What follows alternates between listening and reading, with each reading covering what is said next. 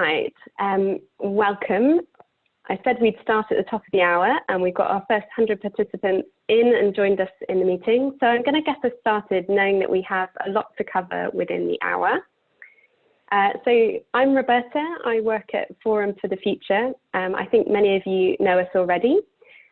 We are an international sustainability non-profit working in partnership with businesses, foundations, and civil society. And very much kind of at the heart of our ethos is how we navigate uncertainty and how we sort of create fundamental shifts in our systems, particularly using collaboration and the power of working together to really shift gears to sort of transformational change rather than just incremental change. A key lens for everything that we do at Forum for the Future is around food and sustainable nutrition. But alongside that, we do also have work looking at the transition to staying within 1.5 degrees and also around sustainable value chains and livelihoods. So I know how precious everyone's time is at the moment, and we've been completely bowled over by the interest in this webinar. So thank you, because I know everybody has a lot on, both kind of emotionally and physically right now. So I just invite you all to take a moment for yourself, 30 seconds, to do whatever you need to do, whether it's grab a glass of water, stand up, stretch, whatever it is, just to bring your full attention into the room today, into our virtual living room, if you like, with all of us sat here probably still in our slippers, but hopefully preparing ourselves for a really good discussion. And while you're getting yourselves ready, I'm really conscious that as we're all isolated, it's really critical that we kind of connect with each other, and that this is a key moment for that. And that everyone is going to be bringing their own perspectives and experience from the food sector. So I invite you just to open the chat box, which if you wiggle your cursor should be at the bottom of your screen, or if you're on a phone, if you tap the screen, and just invite you to add your name, where you're calling in from, and also how you interact with the food system, just so we get a sense of who's on the call, who's joining us for this conversation. Great. Perhaps while you do that, I'll introduce the Forum for the Future team to you. And actually, I suppose one thing to mention is a few housekeeping points at the same time. So as you're using the chat box, please do actively listen during the course of the webinar and share any reflections that you have in the chat box. We won't be able to get those to those in real time today within the hour, but what we are aiming to do is to distill those after the webinar in order to shape future discussions and dialogues. So really encourage you to use that. Obviously, usual rules apply. Please be kind and respectful. Please note that this is a pre-competitive space and that everyone has their right to their own perspective. You can also, if you're having any technical difficulties, do pop them in the chat box, and our tech guru, Valentina, will do her best to help. There's also the Q&A box. You'll know if you wiggle your cursor, there's also an option for Q&A at the bottom of the screen. Invite you to share any questions you have as the webinar goes on in there. We'll probably only get to one or two of those today, but what we will do again is to really collate those afterwards and share some of the themes with you. Also rest assured that the pre-webinar survey that we sent around, all of your responses to that have really shaped this webinar today. So hopefully all of your input is also already built in to some degree. Just remember as well, we are recording and we will share that recording afterwards with those who can join. So please just sort of bear that in mind as you share things in the chat box. Okay, lovely. I'm seeing loads of responses in the chat. We've got people from France, we've got UK, Norwegian, Belgium. This is fantastic response, so thank you, keep those coming. As I say, I will introduce the Forum for the Future team now, just so you can see who we've got on the call. So first up is Leslie Mitchell. She's our Associate Director of Sustainable Nutrition. I can vouch for the fact she's always been, Hi, Leslie. She's always been a passionate advocate around kind of food poverty and food access, and she's also an animal welfare scientist by background. So glad she's joining us. Hi. I'll also introduce Sophie. Sophie Robbins. She's been a kind of complete mastermind behind the Future of Food report that we are sharing with you today. She recently joined Forum working with brands on consumer insights. So she brings a wealth of experience as well. Hi, Sophie. Hi. Great. And Kat Campbell as well. So Kat does a fantastic job of keeping us on track with all of our various food projects at Forum. And today she'll be monitoring all the questions you're sending through and also keeping us religiously to time. So thanks, Kat. Hi. Good. And as I say, Valentina is also on hand to try and keep things running smoothly and smooth over any technical glitches. So thank you, Valentina. Hi, everyone. Good. All right. And we also have a fabulous panel with us. So just to give you a sense of the flow of today, after we've put the kind of conversation in context with the findings from our Future of Food report, we'll be inviting the panel here to join us and kickstarting a discussion. And this is really around how things are starting to shift with the pandemic. So in order of those speaking today, we have Jim Giles. He's a journalist and senior analyst for food and carbon systems at GreenBiz Group in San Francisco. Hi, Jim. Hello. Hi, thank you. We have Sally Smith. She's the head of sustainability at Upfield. For those of you that don't know, Upfield is the world's largest plant-based margarines company. So some of the brands like Flora and Proactive that you might know, and they recently joined our edible fats and oils collaboration, which is great. Thank you, Sally. Okay, and Christopher Stewart, so Global Head of Corporate Responsibility and Sustainability at Olam. Olam is a huge company that trades agricultural products worldwide, so the likes of cocoa, coffee, nuts, spices, and actually at Forum, we've been working with Olam for a number of years around their pioneering ambition to reimagine the food supply chain, or food system, I should say, and to embed their living landscape strategy. Perfect. Hi, Christopher. Last but not least, we have Mike Barry. Many of you will know him as the former Director of Sustainable Business for UK retailer M&S. He pioneered the Plan A kind of sustainability program there and now has his own consultancy under the banner of Mike Barry Eco Limited. Hi, Mike. Give us a wave. Great. Excellent. So we better get started. Leslie, do you want to start by sharing some upfront framing for the session to get us going? Yeah, that's great.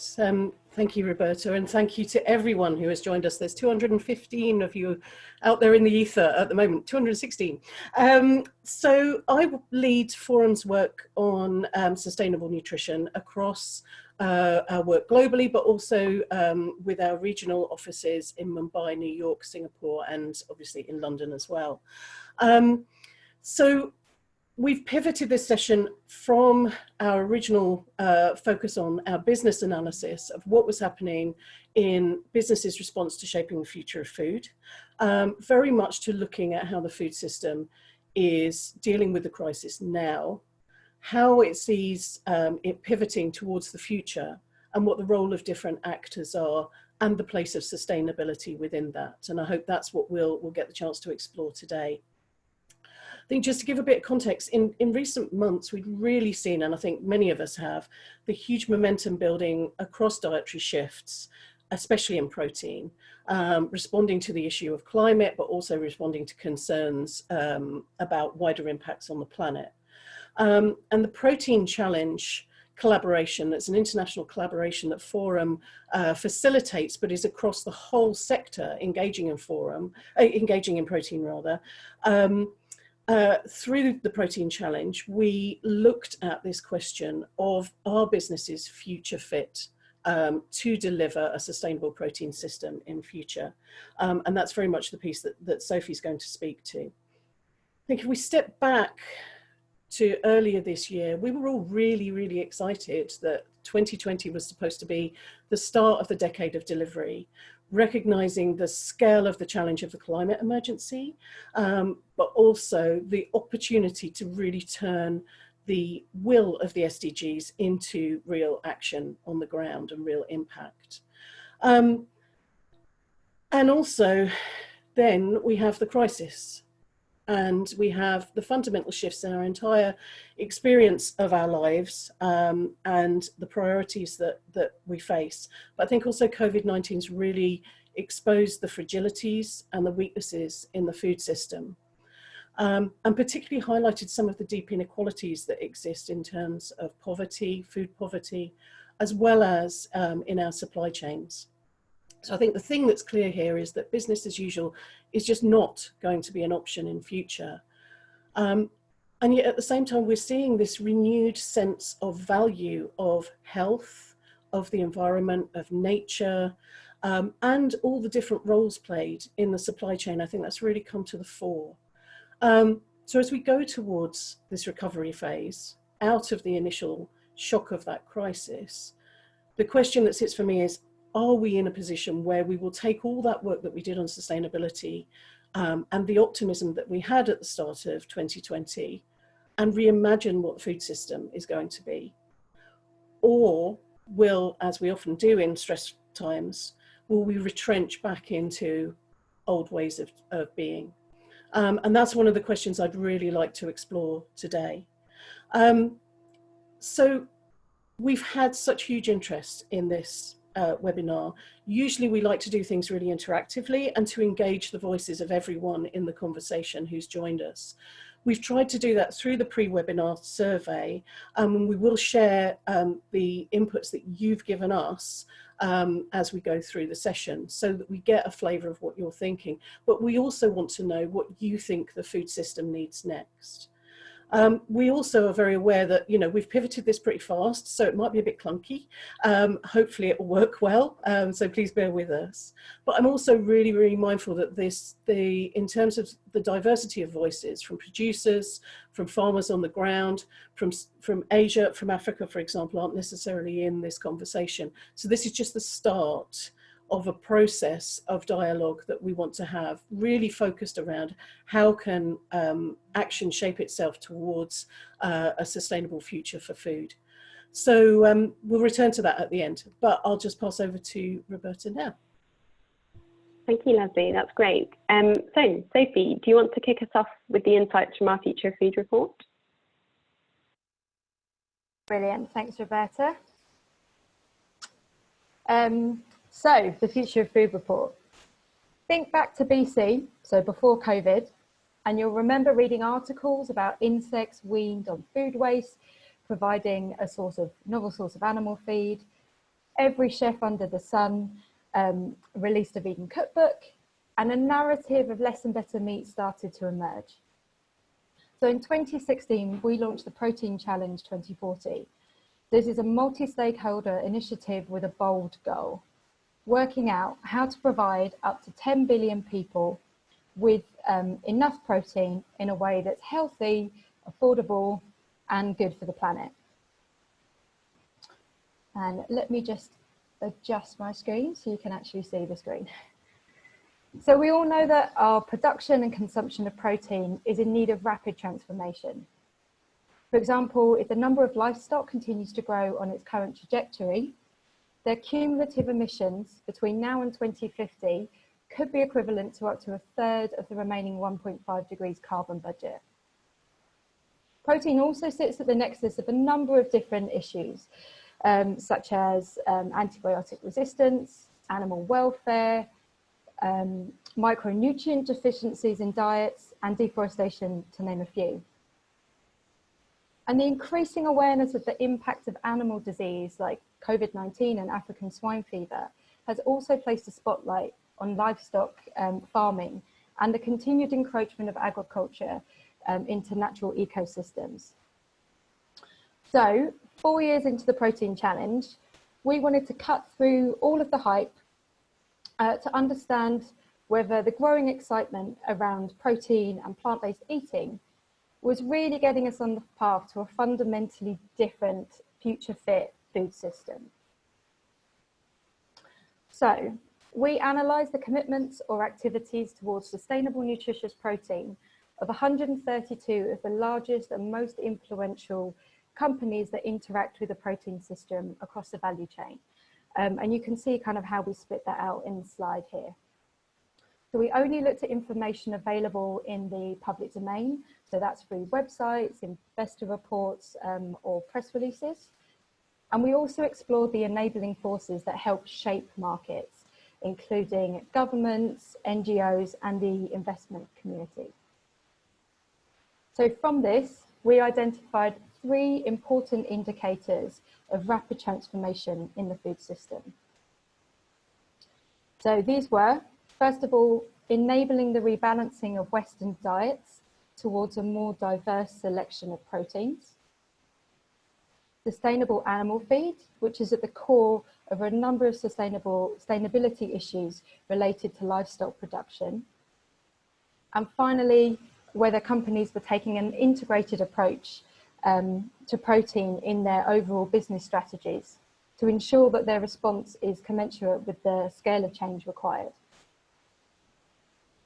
So what we found was that beyond a few leading companies, we saw evidence of incremental change rather than true transformation around how we value and consume protein in our society. The commitments that we found are far short of the pace and extent of change that's required. So you can find a lot more detail in the report, as well as examples of interesting practices from different companies and enabling forces. But I'm going to take you through the essence now of what we found. So while there is rapid innovation in plant-based products, even by some of the largest protein manufacturers and meat processors, as you can see from the slide, this is all happening against a backdrop of concurrent meat growth cells. So most of the shifts in plant protein that we found were also positioned as tapping into a growing consumer trend, rather than building sustainable new protein into a core business strategy. And then we also only saw a few significant moves to reformulate existing mainstream ranges to incorporate sustainable protein. When we looked at feed, we found that sustainable animal feed is actually still very much in its infancy. So the main focus from business has been around single issue commitments such as deforestation, as you can see on the slide here. And while there is significant investment in research and development on novel feedstocks, such as insects or algae, and that's from across the biggest feed producers as well as more niche startups, this is nowhere near scaling up into mainstream production yet, with few public commitments from food ingredient manufacturers or retailers, or the policy support from governments that would be needed. And we only found a few pockets of experimentation with the more natural solutions towards sustainable animal feed. So while when we looked for wider strategic transformation, few companies appeared to be systematically joining the dots on an integrated protein strategy to deliver better end outcomes for both people and for the planet.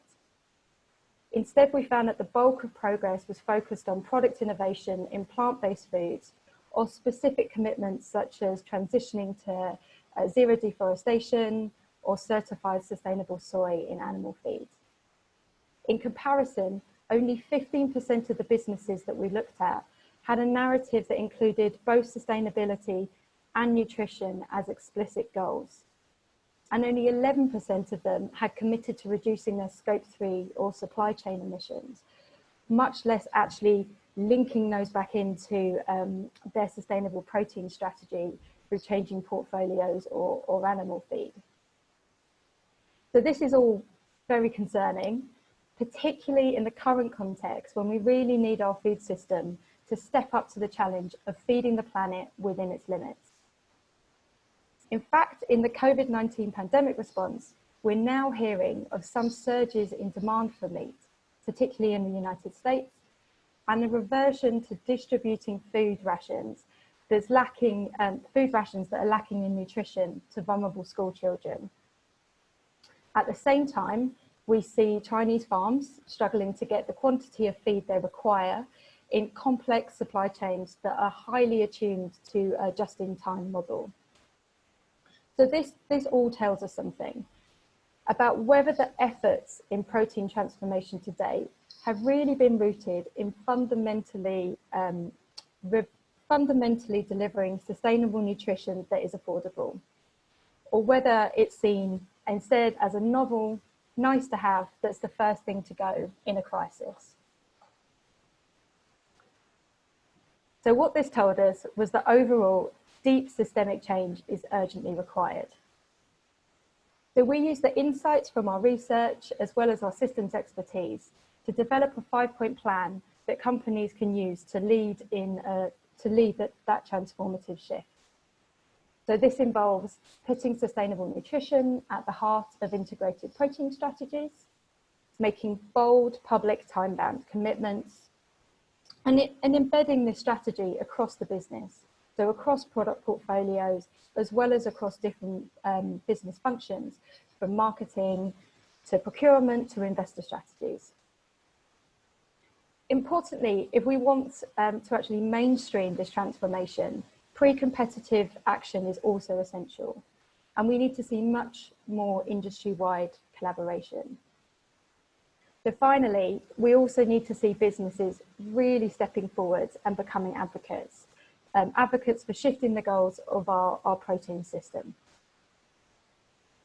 So you can find a set of key questions that you can ask your business in the report itself, as well as actions for non-business actors such as governments, investors, or change catalysts.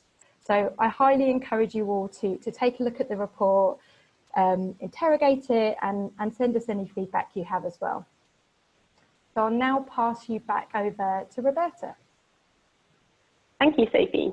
That's great. And just a reminder, obviously, if you're listening in, do continue to share thoughts and reflections in the chat box as we go, and any questions in the Q&A. Clearly, since we released that report last autumn, things have changed a bit. And if anything, we're kind of, I guess, witnessing a bit of a live test of how our food system holds up in the face of a crisis. And obviously, you know, that's showing up perhaps in some instances the benefits of how things are configured, and in other instances the limitations, well beyond, of course, the protein system.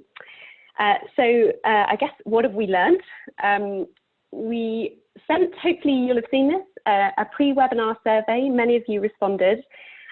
We had a myriad of perspectives come back to the questions that we posed from across the food system, and actually across geographies as well. So although there was a European bias, we saw lots of responses come in from China and Brazil and Philippines and so on, which is fantastic. So thank you if you took the time to respond. And we are working through all of those responses at the moment. Just to share a few reflections for you from what came through, I think one thing that was really clear was how much this crisis has really sort of brought to light some of the food system that's usually quite hidden, sort of the inner workings of how things, you know, how food gets to us on our shelves. And just to give you a few examples of things that came across in the reflections, you know, people were commenting on things like the lack of diverse local production and how reliant we are really on the supermarket value chain as consumers. There were comments on how different supply chains are reacting. So on the one hand, things like often in livestock supply chains, how many of the workers have to work in really quite close proximity, how reliant we are on migrant workers in some of our fruit supply chains in particular for picking the fruit, and then actually the relative automation we have in some of the rest of the food industry. So that was really clear. And I think the other thing that really came across for me reading your responses was the important role of community action. So it was really clear that communities play a really important role in getting food to the most vulnerable in our society. And obviously a number of us are feeling really quite shocked by the number of people that are kind of living on a very hand-to-mouth basis right now. And indeed, of course, people have been close to the breadline along our supply chains for a long time before as well. Some of you, you know, really drawing out as well things like power dynamics and mindsets. So we're seeing, you know, comments on actually just recognizing some of the monopolies in our food supply chain at the moment, and also how we value different roles and different jobs in our value chain, and how this crisis is starting to turn some of that on its head. So there were some really interesting reflections. The other thing we did ask was about how your organisations are responding. And Sophie, perhaps you can share on the screen. You know, as you'd expect, we got all sorts of different responses on this. People are in very different places right now. And we're seeing very different sort of mindsets and modes, frankly. So on the one hand, mindsets very much in the kind of managerial space, as we would call it, some more entrepreneurial mindsets and visionary. And I'll sort of explain what I mean by that. So firstly, from the sort of managerial point of view, I suppose I must point out, obviously, for a number of businesses, particularly in food service right now, you know, they're completely on pause, and a number of staff have had to be let go or put on furlough or the equivalent scheme. But where organisations are battling on, you know, it's no surprise that a number of you are really feeling in that kind of fundamental resilience mode right now, or managerial mindset, as we've referred to it here. So you're having to just concentrate on how you can get food supply onto the shelves. You're worried perhaps about job security, cutting costs, you know, labour shortages, reducing down product lines to a few core ones, managing chains of payment. So all of these kind of things did come across quite strongly. And unfortunately, in a few instances, you know, seeing the cutting of funding for things like sustainability and innovation as well. And that, you know, there were a few concerns from people there about things like highly specialised manufacturing that's very set up for a particular product, and that's actually quite difficult to change in these kind of instances. So that was interesting and perhaps unsurprising. I think for others, though, you did feel in a position to sort of move beyond, or you are in a position to sort of move beyond the day-to-day concerns and be a bit more entrepreneurial and innovative. So we did actually see in the responses quite a few people taken aback by the apparent speed and agility of the food system, frankly, to really shift and adapt to the current set of circumstances. And in the survey, you mentioned things like food delivery and wholesalers really adapting their models, retailers collaborating, new levels of support for suppliers, and much more sort of direct-to-consumer models as well emerging, of course. And for some of you, that's really meant that for your businesses, you're really reconnecting with your sense of purpose and meeting sort of fundamental needs in society, which is great. But I think for many of you, probably why you're on this call is because you're starting to think from a longer term, more systemic point of view and trying to ask those questions, that sort of visionary mindset. You know, can COVID-19 be the ultimate reset button for the food system? What would a new normal look like? What would a new normal look like that we want, which I guess is more the question. You know, how can we learn from this crisis and so on? And you can see some of that on the screen now. So we'll share some of those themes after the call, but I want to bring in the panel at this point. So Jim, you know, I know you've also been collecting lots of insights. So it would be great to get your feedback from what you've been hearing and from the survey in terms of what the crisis has revealed about our food system. Yeah, thank you, Roberta, and thank you everyone at the forum for organising this and for inviting me. So you can hear from my accent, I'm British, but I have lived in the US for 15 years now, so I'm going to be talking mainly about the US food system. And I think the empty supermarket shelves that we've seen are really shining a light on the supply chain within our food system, which is not something that even people in the industry often think about. And so a very, very quick primer there. We can think about the supply chain a bit like an hourglass. At the top, you have the producers. So in the US, that's around 2 million farmers.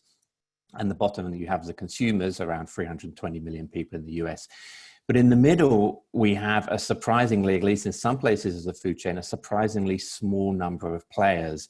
So if you look at, let's take a couple of examples. If you look at the beef system, around 80% of beef processing in the US is controlled by just 4 companies.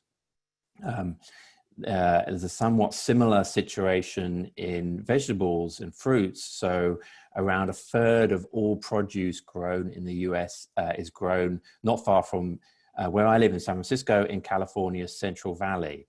And what we're finding is that these bottlenecks or these concentrations of power in the food supply chain make that supply chain in some cases very brittle. So to give you one example, there were some COVID outbreaks at some pork processing plants in the Midwest. About 3 of those plants went offline in quick succession, and that immediately knocked out 15% of pork supply in the US. So it's clear if there were a bigger outbreak or in other causes of disruption like extreme weather, we could see this system start to suffer much, much more serious disruptions. And that's got people thinking, well, let's make this system more decentralized. Let's make it look more like the internet. Let's build up and encourage diverse, local, nimble farming operations that can feed local communities and that can build a more resilient system. And if some of them get knocked off for whatever reason, then that won't have such a big effect because there'll be so many more players. So this is a movement that it's not a brand new idea. It's a movement that's already out there. We see it through the growth of farmers markets and community supported agriculture, and the boxes of vegetables that you can get delivered direct to your door from local farmers. And I think there's a lot to like about this idea, the idea that we could have a more diverse farming community and that we could have a more direct connection with the people that produce our food, and hopefully that we could use that system to get more healthy food to local communities as well. So I like this system, or I like the idea of this system, but I want to sound 2 notes of caution as we think about transforming to that way of growing and distributing food. I definitely don't want to be a cheerleader for big agriculture, but I do think there are a couple of things worth noting. First of all, big ag is incredibly efficient in terms of land use. So in the US over the last 80 years, there's been a threefold increase in the amount of food grown in the country. And during that same period, the amount of land used to grow that food has actually decreased because agriculture has become incredibly efficient. The second point is that the system that we use to distribute that food, you would think, well, it must be incredibly inefficient in terms of emissions because we're growing strawberries and tomatoes in one area of the country and we're putting them on a huge truck and we're sending them right the way across the other end of the country. In some cases, that is indeed inefficient in terms of emissions, but not always. It's much more complicated than it might sound. If we move towards a diverse system of local production, we've got lots of people getting in smaller, older, less efficient vehicles and driving to farmers markets. And there are studies to show that that can actually increase emissions from food distribution. So I'm really excited on the one hand by the fact that COVID is shining a light on the brittleness of our supply chains. And I do think it's an opportunity to ask a question about a section of our food industry that doesn't get the attention that it should do, and to think about how we might transform it to deliver some of the things we want from our food system. But I also want to caution against this idea that local is necessarily good. Local comes with some benefits, but also big concentrated operations come with some benefits. And I think we really need to examine those benefits and really need to get more data and feed that into this debate about the transition that we want to bring about in our food systems. Thank you, Jim. Yeah, raising lots of questions already, and the tensions there: resilience, efficiency, local, global. I'm going to bring in a couple of our other speakers now. So first, Sally from Upfield, and then afterwards, Christopher from Olam. So asking you both really to share your experiences in terms of how the food industry itself is responding at the moment. Yeah, thanks, Roberta. It's a pleasure to be here, and interested, Jim, in some of your reflections. Clearly, from an Upfield perspective, we're, as it was introduced, a plant-based foods business. We have a whole range of brands like Flora in the UK you might be familiar with, or someone in Asia might be familiar with our Blue Band brands. And we have other products, plant-based creams like Elmley, and new brands like Violife, which is a new vegan cheese, which is in the US and in Europe as well. And from our perspective, I think what's critical when we think about this is, what's changed, or what are we thinking about in terms of our purpose as an organisation. So we're a pretty new organisation. We were only created really just over 18 months ago. And from day one, this idea of what we do as an organisation, what's our fundamental role in the world, was inherent to the core of the organisation. And as a purpose-led business that we're trying to build and want to be, our core role is to provide nutritious food, right? That's what we're trying to do, is to deliver food to millions of consumers in over 95 countries day in, day out. So when something like this happens, that's our primary driver, is to try and keep those supply chains moving, and trying to make sure that when we do that, we're thinking about how we ensure we live our purpose, which includes, from the centre of the organisation, trying to make sure what we do is better for people and better for the planet. And that was built in from day one. So when we look at what we're trying to do in the current situation, we have to recognise that we're operating in markets, in communities. We employ thousands of people directly and significantly more indirectly, and we have a responsibility to all of those people to operate and to operate well.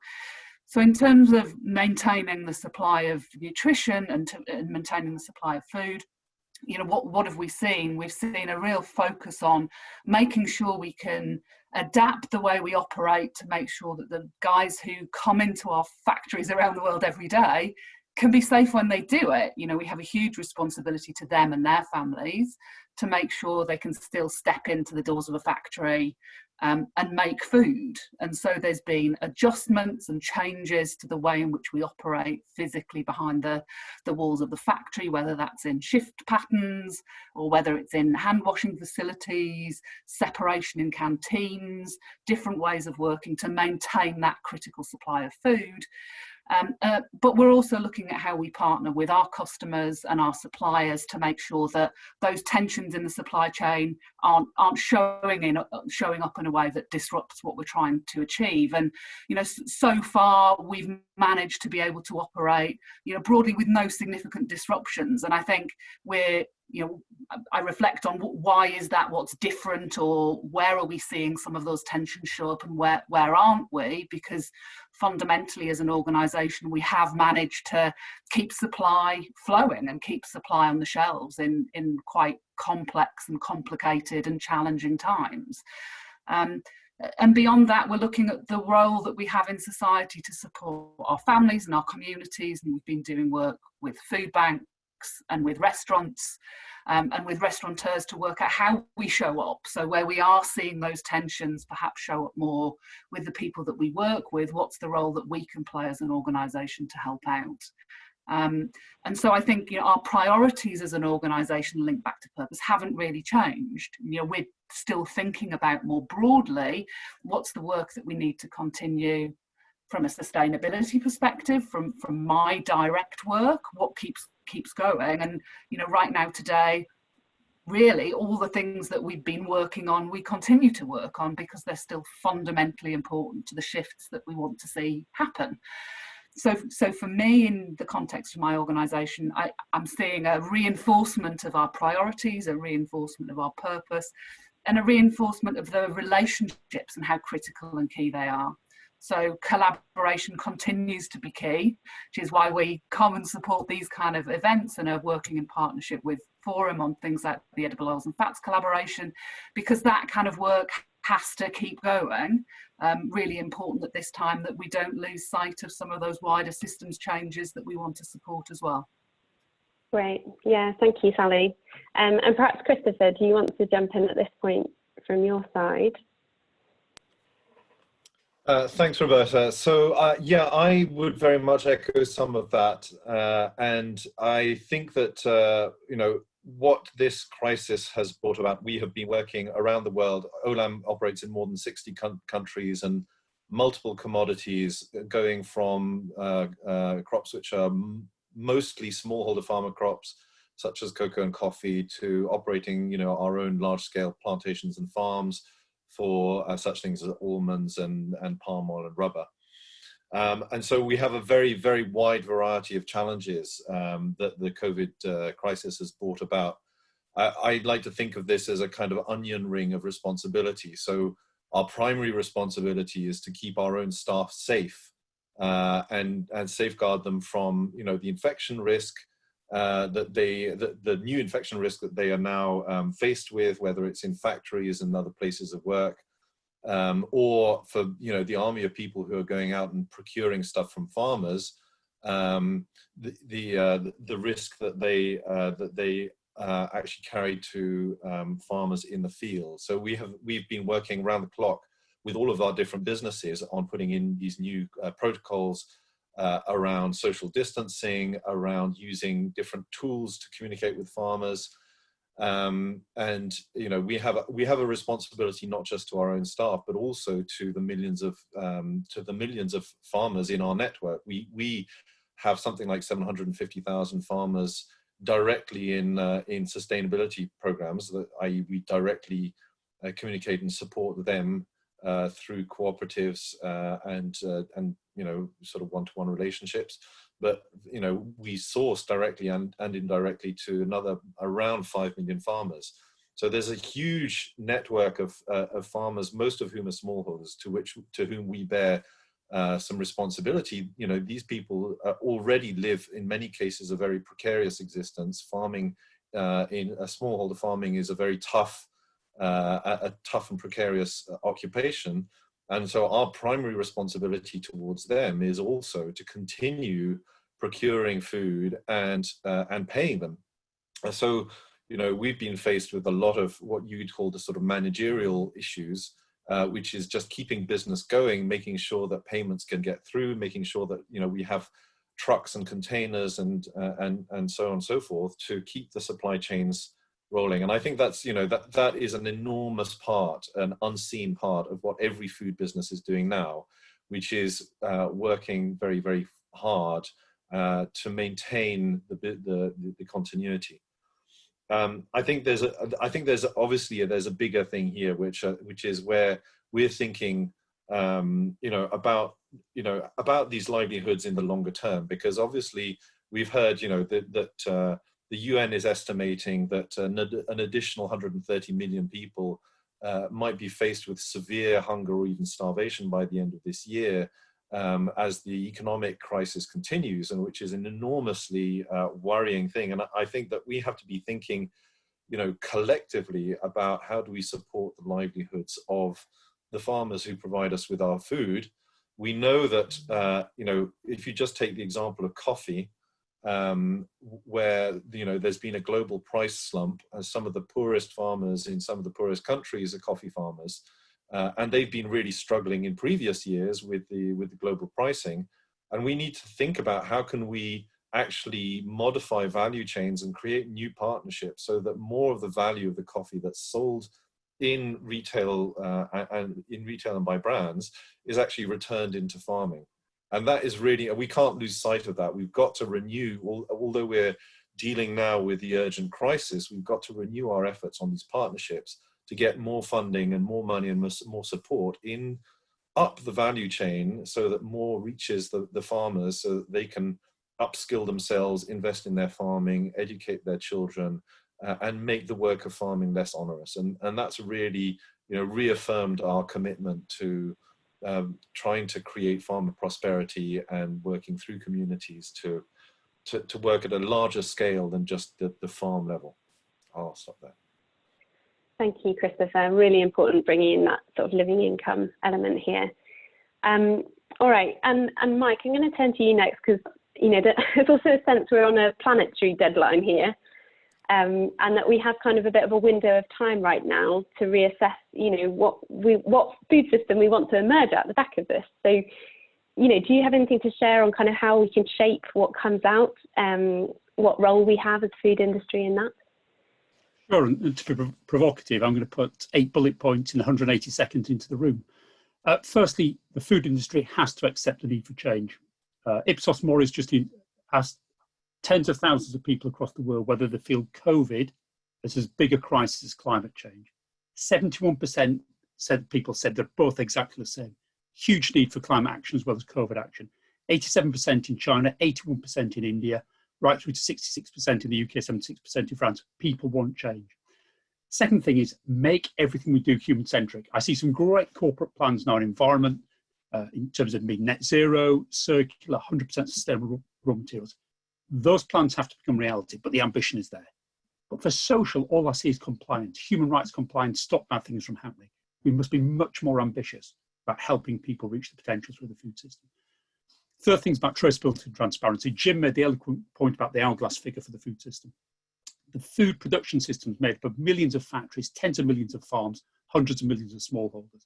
Unless we know who they are, where they are, and tell people about how we're acting there, we can never improve the system. And the World Benchmarking Alliance will help us there.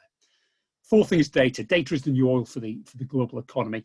The food system's barely stepped into the world of data and digital. COVID is going to accelerate the personalisation of well-being and health. It will do the same for food, the personalisation of diet. We as a food industry need to be an exemplar in how we gather that data, hold it and use it. Trust around data. The fifth thing is about platforms. I've been part of the Consumer Goods Forum that brought some of the world's biggest food and drink companies together to work on plastics, on deforestation, human rights. The Nestle's, Unilever's, Coke's, Pepsi's, real competitors working together. But that was business working with business. The UK's Global Resources Initiative has just brought together civil society, policymakers and business to work together on preventing deforestation in UK supply chains around the world. Not bad, step on. But the Ellen MacArthur Foundation has brought 400 players from around the world to build one circular approach to using plastics in the future. Again, a beginning, not end, but we need these platforms. The sixth thing has been mentioned by many people about value allocation, getting money to the people who really matter in the supply chain. COVID shown who really makes the global food system tick. And it ain't the rich barons, it's the people working in the farms and the factories and the shops to keep things going. We need to reform the subsidy system and we need to create new marketplaces as well. So we're paying farmers to lock up carbon, to put in renewables, to put in forests. The penultimate point then, number 7, we need to accept there are multiple pathways to a sustainable future. Jim talked about the possibility of reforming big food systems. We've got a small food system, direct to consumer, that will emerge as well. We need to nurture and grow those. There'll be a science-based system. I'm a big believer in Rethink X's research looking at indoor production of protein in the future. But all those are pathways into the future. And we also have to give meat farmers a pathway forward, allowing them to say that my meat is very different from the norm. We can't just castigate all meat or demonize all meat. Some is better than others. And the final thing where I started, we've got to engage 7.6 billion citizens on the planet in their roles and responsibilities. The diet they eat, preventing food waste, picking the right product off the shelf, whether it's through carbon labels or well-being labels, and recycling more as well. So 8 points that the food industry can commit to move forward on. Thank you, Mike. And incredible speed of delivery there in terms of some really hard-hitting points. So I'm conscious of time, and I guess what I'm interested in at this point is, what do we want to let go of in our food system and sort of reimagine, and what do we want to keep? And perhaps what I might do at this point is just ask each of the panelists in wrapping up some of their key points, just to comment on that. What elements do you want to see reimagined as we come out of this crisis? So perhaps we'll go again in order of speaking. So Jim, I come to you first, and then Sally, Christopher and Mike, just perhaps a minute each on that last question. Yeah, well, I think we want to keep, as I said, this attention on supply chains and really bring about a kind of collaboration of the key players to think about how we can reimagine and transform our supply chains. And so that includes the big players at the bottleneck in the middle of the supply chains, but of course, everyone else, representatives of consumer groups, policy groups, investors, really bringing together all the big players to kind of say, it looks like we sort of dodged a bullet with COVID. The supply chains didn't fall over, but it certainly showed that they could have fallen over.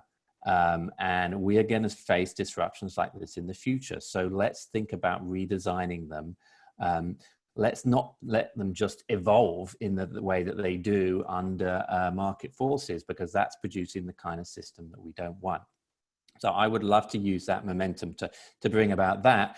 And I guess if I'm allowed, I'll have one more thing that I'd love to see more of, and that's echoing Mike's point, is data. So going back to this small is not necessarily good. What is it that's really good about farms, big and small? What do we really care about? We know some of the answers. What we care about are things like emissions, the ability to produce nutritious food. What we're lacking is the data. to answer simple questions. We're still fighting about stuff like, is organic better? We are decades into the organic movement, and we can't settle simple questions about the impact of organic on things like emissions and land use and why it costs so much for consumers to buy. We need a lot more money going into agriculture and food research so we can answer these questions, and we need that money to be spent in a way that's unbiased. So it can't be funding just from big ag companies called Cargill, which is great that they fund research in this area, but we need more public money so that we can be confident of the answers that we get. Thank you, Jim. Sally? Yeah, so for me, I think interesting reflection on, you know, what we let go of, and for me, it's the kind of the mindset and the judgments that we know the answers, that we know all the answers, and that it has to be local or global. It has to be this as a response. And I think if there's one thing that this has taught us is what we assumed would happen isn't necessarily what will happen. And I think it's incumbent on us to think really clearly about what's worked, and fundamentally that this system has, you know, so far managed to respond to and feed millions of people. And so, you know, I'm keen to make sure we reflect on what works as well as where some of the challenges are within that. And I think from a broader perspective, you know, certainly at Upfield, we're very interested in that conversation that's starting to happen and continuing around what are the changes, particularly in the policy space and the legislative space, that are going to start to incentivize the kind of shifts that we need here. We have a system that has been built for the world we had. What's the set of incentives and systems that we need for the future? And you know, we chose Earth Day to push out and share again our policy position on a better plant-based future, because we can see some of the big shifts that need to occur in that balance of what we choose to eat, what we grow, and what we inspire people to want to do, both for planetary and human health. And I think there's huge space for that, and that's what I think is holds potential as we move forwards. Thank you, Sally. I love the getting used to not knowing the answer always and that uncertainty. Christopher, over to you. You're just on mute. On you now. Can you hear me? Okay. Okay. Yes, I talked about the focus on livelihoods, and I think that will continue to be a major focus for us, because you know food is produced by people, and unless we take care of those people, we can't expect them to take care of the planet either. I really love the point about data and information. I think this is we are entering a new era where we're potentially going to be overwhelmed with the amount of data and that we can find and log around farming systems, and we have to use this intelligently. And what I think that this, what we should be encouraged to do, I think, as a food business, is to refocus. We need this twin focus. We've got the focus on supply chains, but we need to be thinking about a geographic focus, about where food is grown and how the people who grow that food live and work. Because geographies and landscapes are an integrative factor where all the things that we care about come together. It's also where natural habitats exist and where ecosystem services are delivered. And so the systems of governance that we have around landscape production, I think that's really where we want to concentrate, to change things and work together within bounded landscapes. To provide people with more security on land and to balance and understand the trade-offs between food production and conservation and climate protection. And I think that there is a very clear business case for increasing the amount of natural and financial capital into landscapes, because ultimately this is going to have also a huge impact on people's livelihoods through the generation of higher financial values as well. If you invest in farming systems, your yields go up, your efficiencies go up, your risks can be reduced, you get more diverse and better jobs within the farming sector, which makes us all more able and more resilient. And there's a side benefit, of course, which is that greater value generation also creates more taxes and reduces the burdens on some of the food companies and the origination companies, especially in developing countries, that have to invest into all kinds of other things like education and health simply to have a license to operate. So we really need that system to work well. Thank you, Christopher. Sorry to cut you off. Mike, do you want to finish off last thoughts? Yeah, just briefly. I think we've got to get rid of this food waste. We create $1 trillion worth of food waste on the planet, environmentally, socially, economically, madness. It has to go. Just start with doing the basics well. The thing we've got to do better is systems thinking. We've created a global economy of the last 40 years that's atomized into silos. Everybody's given a specialism that they stick to. Everybody knows what's happening in their bucket, but not what's happening in the next bucket. The UK National Risk Register comes out every 5 years and looks at the biggest risk to British society. 2017, last one came out, #1 risk identified, pandemic influenza. By a million miles, the most likely to happen, one with the biggest impact. What did that report do? It sat on a shelf. Nothing happened. It looked like we're all scrabbling around now as business leaders, political leaders to respond to it. We have to think about the global food system as a system and put it right as a system. Thank you. Leslie, you started us off. Do you want to just draw some of the key themes that came out of that rich discussion now? Yeah, and first of all, I just want to say I feel hugely enthused and motivated by this conversation. I think it's, as a crisis, it's been a real challenge to everyone just to cope and to keep acting, keep doing in the middle of this in a very, very extreme circumstances. But this conversation gives me hope. The amount of thought leadership and the amount of action that we see from partners such as Olam and Upfield, the collaborations that we're engaged in. So that's the first thing I'd say. I think what I hear overall are three key things. One is this need to move from an extractive mindset to a regenerative one that fundamentally is focused around the goals of a system, valuing those key components that have disappeared from view, or that we rely on just taking what we give them rather than genuinely distributing value. And so the second thing for me is that it's just, and that is that these goals have to focus around not just delivering nutrition, but delivering sustainable nutrition in ways that are just to all who are engaged in the supply chain. And then I think the third thing for me is that so many things disappear from view when we start looking at one component, whether it be food security or climate or health. And that focus is really around win-wins. So rather than us looking at how do we maximize on one of these, where is the optimal space to be able to deliver, for example, in a meat system, good animal welfare, good quality nutrition, but also responsibility for the climate and environmental impact. So for me, they are kind of key themes about how we look forward, but I'm really pleased to see people are looking forward and it isn't just about coping now. So I just wanted to say, to wrap up, I really hope that this conversation has inspired you all who've listened here, but are part of this wider system.